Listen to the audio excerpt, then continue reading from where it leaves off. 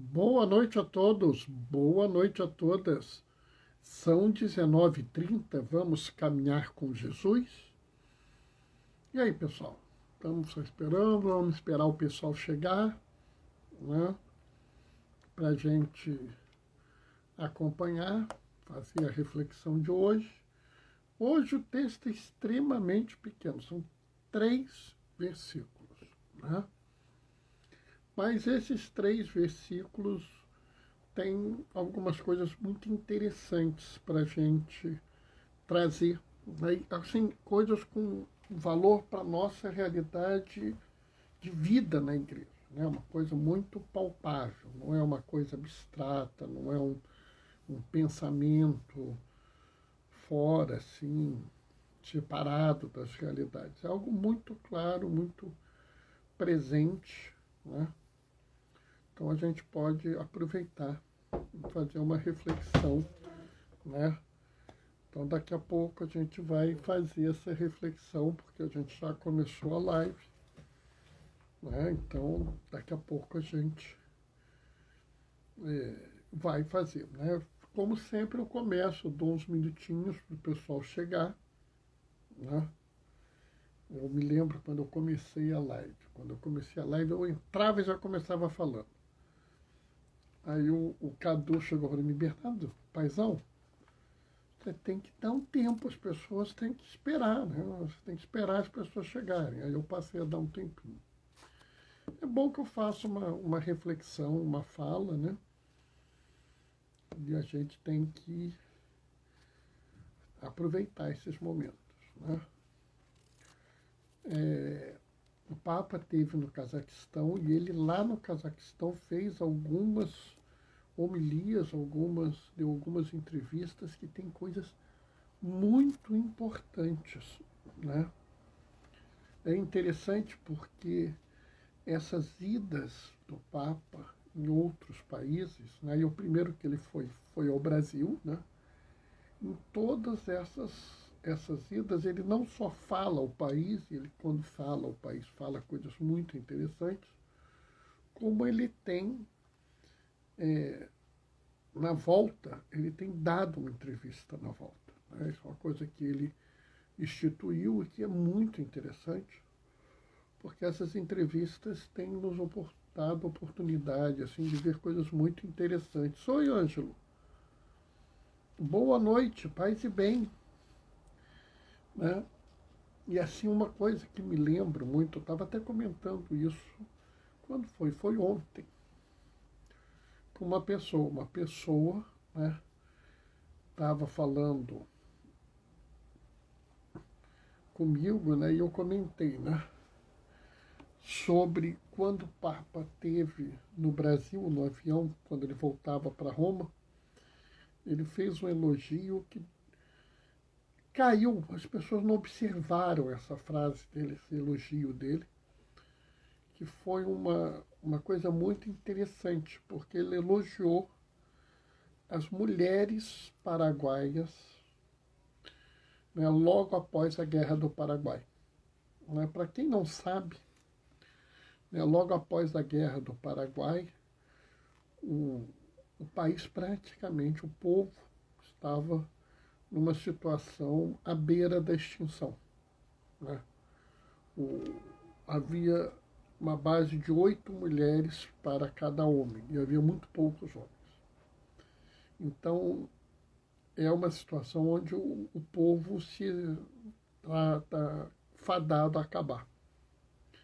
E se acabasse o povo, acabava a língua, acabava a cultura, acabava os conhecimentos.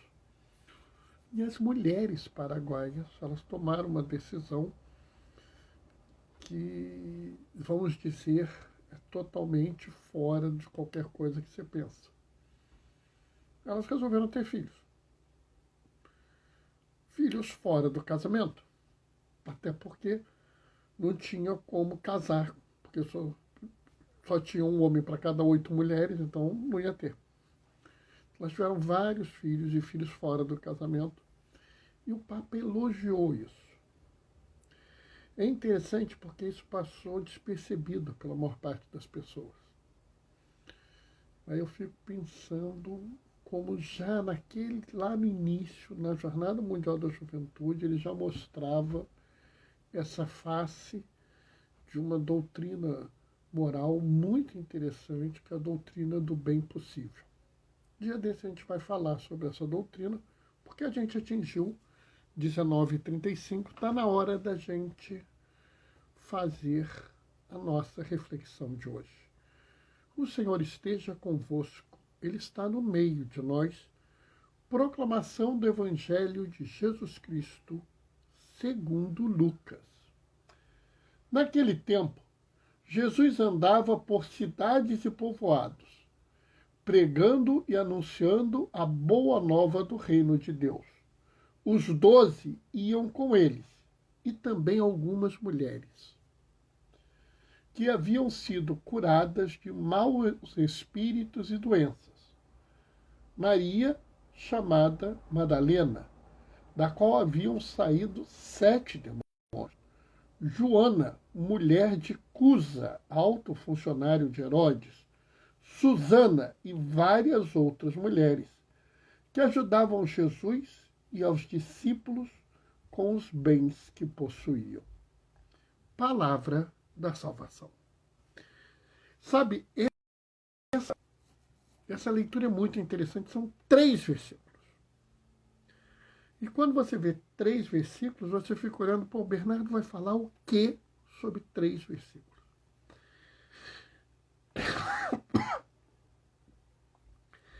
De certa forma, tem muita coisa para falar, né?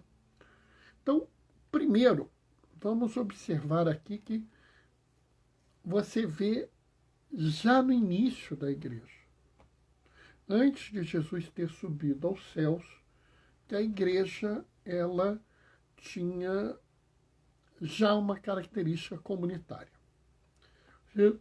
Jesus presente anunciando a boa nova do reino. Beleza, mas ele anuncia sozinho? Não, Bernardo. Ele anuncia com seus 12 discípulos, os 12 discípulos preferidos, que depois seriam os 12 apóstolos. É verdade. E aqui você já vê que existe uma comunidade. Mas sabe, é muito interessante porque, não raro, a gente tem a impressão que Jesus andava com 12 homens. Eram 13 homens ao todo, ficavam andando para lá e para cá. E esse versículo mostra que não é assim. Observe bem. Os 12 iam com eles e também algumas mulheres. Vamos nos lembrar que a gente não tem ideia de quantas mulheres são, porque na época de Jesus, a mulher não contava, literalmente, né? Se você tivesse ali 20 mulheres ao lado de Jesus, eles iam dizer, estava Jesus e mais 12 pessoas, porque eles não contavam as mulheres. Mulher e criança não eram contadas, não era considerada pessoa. Então, vamos dizer assim, a gente não sabe quantas mulheres, mas havia mulheres nesse grupo. Isso é muito importante. Por quê? Porque a comunidade não é composta só de homens, é composta de pessoas, em geral, né? Se você pegar o documento da Pontifícia Comissão Bíblica, inclusive eu estou com ele aqui, eu vou puxar ele aqui para a gente ver, esse documento aqui, ó, que eu estou lendo, é o documento da Pontifícia Comissão Bíblica, que é um estudo de antropologia bíblica, ou seja, estudo do homem. Ele chega a fazer uma coisa que me chocou profundamente. O termo Adam, que é o termo que dá origem, é traduzido como Adão, é traduzido sim como homem, mas pode ser também entendido como pessoa. Ele não é um termo necessariamente masculino, ele se dirige muito mais a pessoa humana do que ao homem.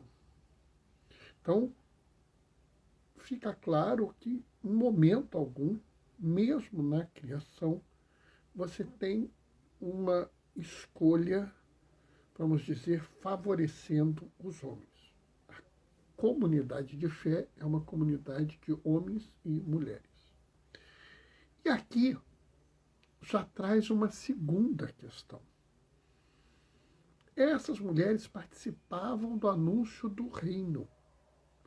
Se nós entendemos que os 12 eram o início da igreja, essas mulheres também eram. Por que eu falo isso?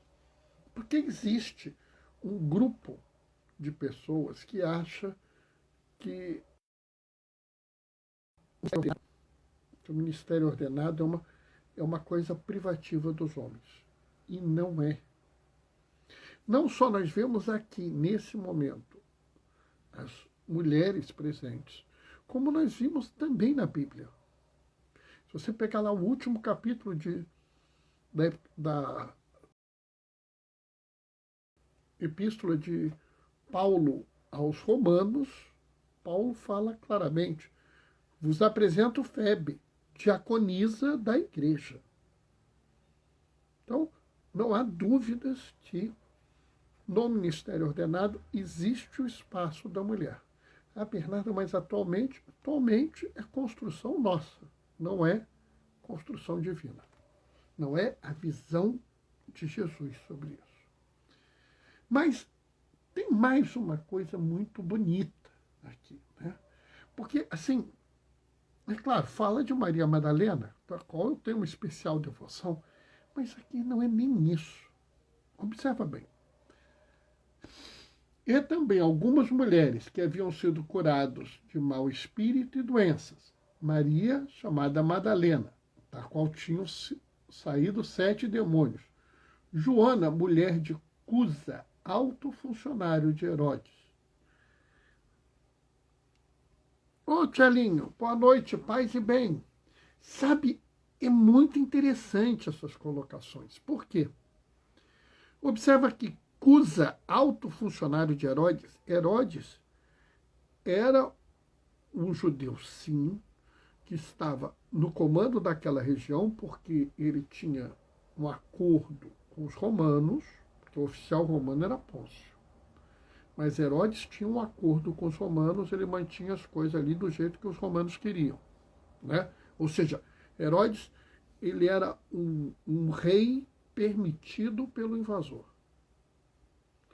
Esse Herodes não era uma pessoa do bem, não era uma pessoa boazinha, não era uma pessoa amável, tolerante. Pelo contrário, Herodes era um cão sanguinário, um sujeito do mal pra caramba beça, que tinha um alto funcionário que era Cusa.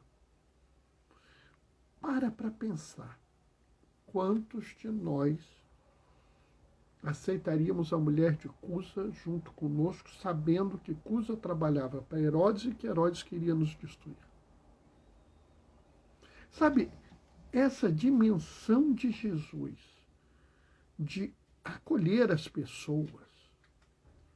Jesus, ele não ficava olhando e dizendo assim, não, essa pessoa é do meu grupo, essa pessoa não é do meu grupo. Jesus não ficava dizendo fulano é do bem ou é do mal. Jesus não ficava dizendo se fulano era isso ou era aquilo. Se a pessoa queria estar com ele, ele a recebia. Jesus acolhia primeiro. Acolhia a pessoa do jeito que a pessoa é.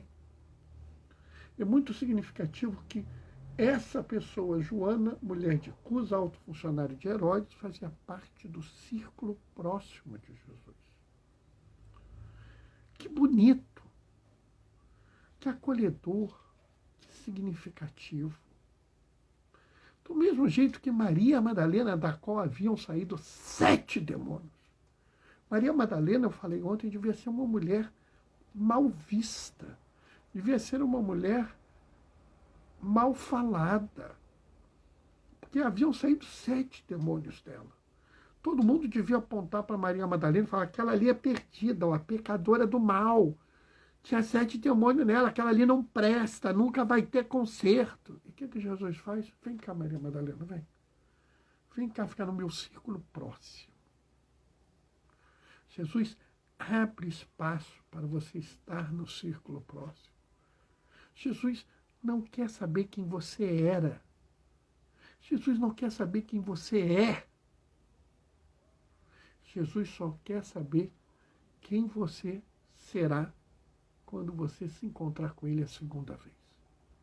Aquele primeiro encontro, aquele momento que você se encontra com Ele, que cada um tem o seu, é pessoal e intransferível. Aquele momento que você vira e fala, eu me encontrei com Jesus. Pode ser que você passe depois 10 anos, 20 anos, 30 anos. Passe quase a sua vida inteira afastado dele, não interessa. Ele não está preocupado com um segmento externo, ele está preocupado com o seu segmento no seu coração. Com aquilo que você faz, talvez você nem saiba que você faz. Pelo exemplo dele, pelo que ele te ensinou, pelo que ele te mostrou através da sua igreja. É isso que interessa para Jesus. Por isso que Jesus recebe Maria Madalena, que era uma mulher desprezada pela religião da época. É por isso que Jesus recebe Joana, esposa de Cusa, alto funcionário de Herodes, que não era uma pessoa com quem Jesus poderia contar. Pelo contrário. E é por isso que Jesus se abre. E nós deveríamos aprender isso, nós deveríamos nos abrir às pessoas. Nós deveríamos olhar as pessoas e aproveitar nelas o que tem de bom. Porque isso é que faz diferença. E aí você tem uma segunda classe de pessoas. Susana e várias outras mulheres que ajudavam Jesus e seus discípulos com os bens que possuíam. Susana e essas outras mulheres não tinham as facilidades que Maria Madalena e Joana tinham. Elas talvez não tivessem a capacidade de falar bem, talvez não fossem pessoas com muita empatia, com muita traquejo social, sei lá. Mas o fato é que elas não tinham a facilidade que essas outras duas tinham. Mas elas se colocam junto de Jesus e de seus discípulos, ajudando com dinheiro e outros bens e outros recursos. Também é interessante você pensar que isso tem uma segunda visão. De vez em quando eu falo, Jesus tem uma preferência pelos pobres. Jesus amava os pobres. Aí tem gente que fica irritada. Bernardo, eu sou rico, quer dizer que Jesus não me ama? Não. O fato de eu dizer que Jesus tem preferência pelo pobre não quer dizer que ele não ame o rico. Aliás, não tem necessariamente uma restrição ao dinheiro, nem à riqueza. Não. Jesus quer que todos vivam bem. O que Jesus não aceita é que a riqueza de alguns seja a miséria de outros. O que Jesus não aceita é uma sociedade onde você ser rico significa que há milhares de pobres. O que Jesus não aceita é eu tirar aquilo que é o mínimo essencial para uma pessoa sobreviver para dar a outro um conforto supérfluo. Vamos deixar muito claro, né? E eu já falei isso aqui outras vezes. Jesus é justo. E justiça é dar a cada um conforme a sua necessidade. Não é dar a cada um conforme o que eu posso fazer. Né? O que eu devo fazer é dar a cada um conforme a sua necessidade. Pô, Bernardo, mas eu não consigo fazer isso. Tudo bem. Nem é para você fazer. Se você pegar um dos documentos do Concílio Vaticano II, Apostólice, alguma coisa, eu não consigo falar o nome direito, ainda tenho que aprender a falar. O Papa Paulo VI fala sobre a relação das pessoas no mundo. A ação do apostolado leigo no mundo. E é muito interessante porque ele fala assim: não se dê por caridade aquilo que deve ser dado por título de justiça. Mas ele não está falando isso para você que é leigo e está me ouvindo. Está falando isso para aqueles que podem dar alguma coisa. Está falando para os políticos, os mandatários, os empresários, os que têm realmente condição de dar. Você, como eu, não tem condição de fazer muito. Mas você deve fazer o que pode. Entende o que eu estou dizendo? Né? Eu talvez esteja numa situação melhor do que alguns que me ouvem. Provavelmente estou. Então eu posso dar um pouco mais. Mas você, se você puder dar alguma coisa, dê. Né? Se você puder fazer alguma bondade, faça. No seu caso, é caridade. No seu caso, você está amando aquela pessoa que pede. Mas nós temos um compromisso com a justiça. Então nós devemos buscar uma sociedade justa. Uma sociedade onde todos recebem segundo a sua necessidade. Oh, Cristel! Muito gusto! Nós devemos buscar dar segundo a sua necessidade. Se eu sou um leigo comum, eu dou o que eu posso. Mas não, eu sou o prefeito da cidade. Aí eu devo produzir justiça na sociedade. Se eu sou o prefeito da cidade e faço uma merenda escolar de qualidade, eu não estou fazendo caridade. Como o Papa Paulo VI fala, não se dê como caridade o que se deve dar como justiça. Aqui, essas mulheres, Susana e as outras mulheres, estavam sendo justas. Elas tinham a mais e elas podiam dar para suprir a necessidade daquelas pessoas. E aqui a gente vê que a igreja, já no início, se preocupava com a justiça. Se você pegar no Antigo Testamento, Deuteronômio, pega o capítulo 15. Você verá no capítulo 15 uma série de regras de justiça. Regras de justiça. E algumas pesadas. Né? Se eu não me engano, Deuteronômio 15, se eu não me engano, versículo 11.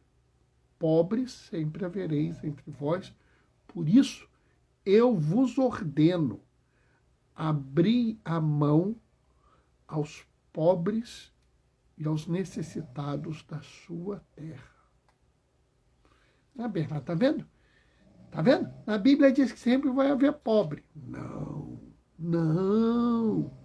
A Bíblia diz que devido ao coração duro dos homens e mulheres da sociedade, os pobres existem. Nesse mesmo capítulo, Deuteronômio 15, versículo 4, não devereis haver pobre entre vós, porque a terra que eu vos dei como herança é de todos. Lá em Deuteronômio, já se falava sobre a necessidade de resolver a miséria, resolver a pobreza de forma a promover justiça, dar a cada um conforme a sua necessidade. Então, aqui você tem Maria Madalena e Joana, que não podem dar dinheiro, mas podem dar a participação no anúncio da boa nova do reino. Elas ajudam falando, conversando, trazendo pessoas para perto, dando uma atenção, um carinho. Susana e outras mulheres não têm essa habilidade, mas elas têm bens e dão esses bens para ajudar a quem? A Maria Madalena, a Joana, a Jesus, aos 12 e outras mulheres em volta, para que a boa nova do reino seja pronunciada. Aqui a gente vê que a igreja, já no início do nascimento, era uma comunidade plural, composta de homens e mulheres de fé, homens e mulheres exercendo um papel ministerial, um papel de serviço, de acolhida, de cuidado com os outros, sempre guiados por Jesus, onde aqueles que podem agir, agem, aqueles que podem falar, falam, aqueles que podem acolher, acolhem, aqueles que podem proteger, protegem, e aqueles que têm a mais dão para que os outros possam agir. Essa é a grande beleza da igreja, que já existia lá atrás e que tem que existir hoje em dia. Se a sua comunidade não está sendo assim, vai lá, procura, tomara que tenha um diácono lá, procura o diácono, perturba ele. Se não tiver diácono, perturba o padre. Padre, olha, a gente tem que fazer aqui alguma coisa, a gente tem que mudar a visão da igreja, a gente tem que aumentar a participação, aumentar o espaço para as mulheres, aumentar o espaço para a comunidade. Olha que o Papa Francisco vai fazer o sínodo para a sinodalidade. Já vai se preparando, padre. Já vai se preparando, diácono. Já vai mudando a tua cabeça. Vamos promover justiça. A paz é fruto da justiça. E a justiça é o cuidado, é o amor, é o carinho. É dar conforme a necessidade para cada um. Se nós não podemos fazer, nós temos obrigação de agir na sociedade para que isso ocorra. E a obrigação de você, que é leigo, que está me ouvindo, você que é leiga, que está me ouvindo, é muito maior que a minha. Por quê? Porque existe uma preocupação que vocês interfiram diretamente na sociedade. Nós também temos a nossa obrigação, o nosso papel, que é diferente do de vocês. Mas é necessário, hoje, mais do que nunca, agir para promover a justiça. Não por causa de A, de B ou de C, e sim porque é isso que Jesus sempre pediu. Amém? Bom, essa é a reflexão de hoje. Eu acabei de ver que a Cristel entrou. Cristel é uma filha querida que eu tenho no México, né? A história de ser pai começou na Jornada Mundial da Juventude, né? Quando as voluntárias e os voluntários internacionais chegaram na paróquia, Cristel era uma delas. E eu virei e falei, olha, eu sou o pai de vocês aqui no Brasil. E aí os jovens da paróquia também reclamaram, só eles podem te chamar de pai? Não, quem quiser pode me chamar de pai. E aí começou essa história, né? Ver você aqui hoje, Cristel, foi muito, muito agradável. Fiquei muito contente de te ver. Né? Bom, o meu tempo está acabando. Eu vou me despedir de vocês hoje. Amanhã tem live às 19h30. Bernardo, qual o assunto da live? Não sei. Só vou saber quando eu ver o Evangelho amanhã de manhã. Tá? A live de domingo vai ser às 15h30 e vai ser o bicho, tá? É muito forte o evangelho do 25º domingo do tempo comum. Vai ser muito bonito. Eu espero que eu esteja inspirado na hora para fazer uma live maravilhosa, porque o texto ajuda, tá? Vou me despedir deixando a minha bênção. O Senhor esteja convosco. Ele está no meio de nós, por intercessão de Maria Madalena. Desça sobre vós e permaneça para sempre a bênção do Deus Todo-Poderoso no amor. Ele que é Pai, Filho e Espírito Santo. Glorifiquem o Senhor com a vossa vida. Vamos em paz, que o Senhor nos acompanhe. Amanhã, 19h30, a gente se vê. Até lá. Beijos e bênçãos. Tchau, tchau.